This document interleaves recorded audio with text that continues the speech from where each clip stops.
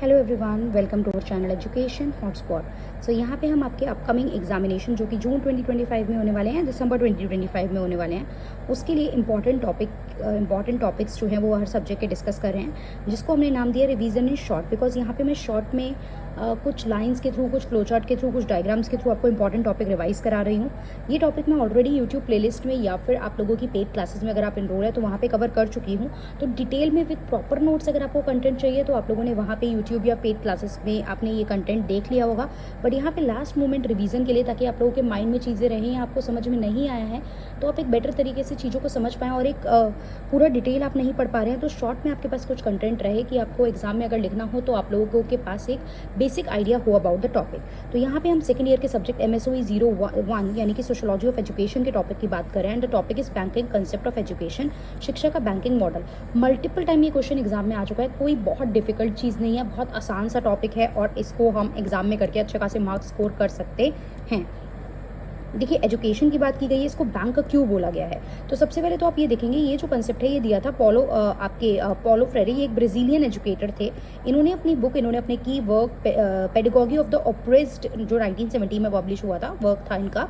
तो उसमें इन्होंने ये बैंकिंग कंसेप्ट ऑफ एजुकेशन की बात की है, जहाँ पे इन्होंने बताया है एजुकेशन के परंपरागत जो अवधारणा है, ट्रेडिशनल मॉडल ऑफ एजुकेशन है। पहले जो शिक्षा चलती थी, जहाँ पे टीचर्स जो होते थे वो एक इंपॉर्टेंट रोल प्ले करते थे, टीचर्स रूल देते थे, टीचर्स ऑर्डर देते थे, टीचर्स के पास अथॉरिटी होती थी और स्टूडेंट सिर्फ उसको फॉलो करते थे as a passive recipient, right.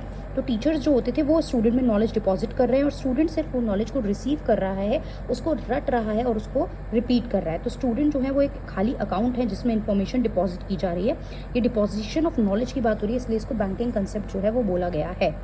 तो यहाँ पे आप देखेंगे, टीचर जो है वो नॉलेज गिवर है, शिक्षक ज्ञान का स्रोत है, वो स्टूडेंट्स में इन्फॉर्मेशन डिपॉजिट कर रहा है, जानकारी छात्रों के मन में जमा कर रहा है, स्टूडेंट उसको मेमोराइज कर रहे हैं, उसको समझ नहीं रहे हैं। यहाँ पे पुराने परंपरागत मॉडल में स्टूडेंट सिर्फ सुन रहे हैं और रट रहे हैं। इंस्टेड आज की तरह आज की डेट में स्टूडेंट एक्टिव पार्टिसिपेंट है, पार्टिसिपेट करता है, डिस्कस करता है, अपने ओपिनियन देता है।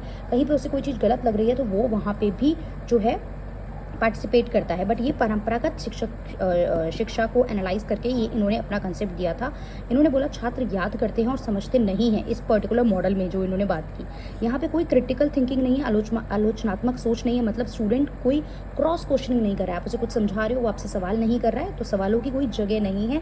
जो आपने बोला उसने सुना, उसे रट लिया, जैसे पहले चीज़ें रटा दी जाती थी, राइट। लर्नर जो है वो पैसिव, छात्र निष्क्रिय बनते क्योंकि उनका कोई एक्टिव रोल ही नहीं है और बस आपकी आज्ञा का जो है, शिक्षक की आज्ञा का पालन कर रहे हैं।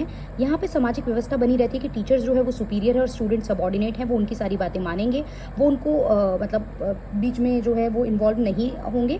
तो सामाजिक व्यवस्था बनी रहती है और शोषण रहता है। शोषण इन द सेंस कि teacher is superior, is student is subordinate, and उसको बिल्कुल सारी बातें जो है वो टीचर्स की मान लेनी चाहिए।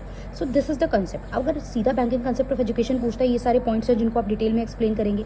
अगर वो पूछ ले क्रिटिसिज्म क्या है, अच्छा, इसके ऑल्टरनेटिव में यहाँ पे पॉलो फ्रेरे ने बोला था कि आपको कैसा प्रॉब्लम सॉल्विंग अप्रोच हमें फॉलो करनी चाहिए, जहाँ पे स्टूडेंट एक्टिवली पार्टिसिपेट करें, क्रिटिकल थिंकिंग इन्वॉल्व हो, वो भी क्वेश्चन करें, टीचर स्टूडेंट का इन्वॉल्वमेंट भी इक्वली रखे, अपनी अथॉरिटेटिव जो व्यू पॉइंट है वो उन पे ना जो है थोपे। अब अगर पूछा जाए क्रिटिसिज्म क्या है बैंकिंग कंसेप्ट ऑफ एजुकेशन की, अगर इसकी आलोचना पूछी जाए तो भी आप पहले बैंकिंग कंसेप्ट का जिक्र करेंगे, किसने ये अवधारणा दी वो बताएंगे, फिर बताएंगे बैंकिंग कंसेप्ट ऑफ एजुकेशन में स्टूडेंट की कोई क्रिटिकल थिंकिंग नहीं होती, प्लस स्टूडेंट जो है वो रट्टा मारता है, रोट लर्निंग होती है, राइट। रोट लर्निंग होती है, स्टूडेंट रट्टा मार रहा है, सिर्फ क्वेश्चन नहीं पूछ रहा है, राइट। डायलॉग इंकरेजमेंट नहीं है, ऑपरेशन यहाँ पे देखने को मिल रहा है, स्टेटस क्यू बना हुआ है, सोशल चेंज भी रुक रहा है। तो ये सारे एक तरीके से नेगेटिव पॉइंट है बैंकिंग कंसेप्ट ऑफ एजुकेशन के, जो यहाँ पे ब्राजीलियन एजुकेटर हैं उन्होंने यहाँ पे डिस्कस किए हैं। तो अगर आपसे क्रिटिसिज्म भी पूछे तो भी कोई डरने की बात नहीं है। पहले आप ये कंसेप्ट बताएंगे कि टीचर्स जो है वो क्या रोल प्ले कर रहे हैं, स्टूडेंट क्या रोल प्ले कर रहे हैं, टीचर के पास सारी अथॉरिटी है, वो सुपीरियर है और स्टूडेंट जो है वो सबऑर्डिनेट है। यहाँ पे सिर्फ वन वे ट्रांसमिशन हो रही है, यानी टीचर से स्टूडेंट तक इन्फॉर्मेशन जा रही है, सिर्फ एक तरफा जो है हस्तांतरण हो रहा है ज्ञान का, स्टूडेंट की तरफ से कोई भी रिस्पॉन्स नहीं आ रहा है। तो आई होप आपको ये कंसेप्ट समझ में आया होगा। Please ignore the hand writing, you know the situation. अगर आप लोग यहाँ तक आए हैं तो आप चैनल को रेगुलरली फॉलो कर रहे हैं, आपको पता है भी किस सिचुएशन में मैं यहाँ पे वीडियोस बना रही हूँ, just to help you guys out, कि आपकी मदद हो सके। तो अगर आपको कोई भी प्रॉब्लम या कोई भी कन्फ्यूजन है, मैं पढ़ के भी बता रही हूँ, इसलिए आप लोग कॉपी पेन लेके बैठिए, साथ में इसको नोट डाउन कर लीजिए। प्लीज़ इस शॉर्ट चीज़ों के तो नोट्स मत मांगिएगा, इनको तो आप साथ के साथ लिख के चलिएगा।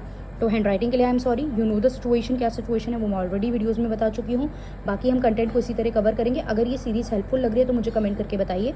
कोई टॉपिक जो आप चाहते हैं मैं कवर करूँ वो भी बताइए। जिन स्टूडेंट के आ गए हैं मेरे पास कमेंट, उनको मैं कंसीडर करूँगी आगे की वीडियोज़ में।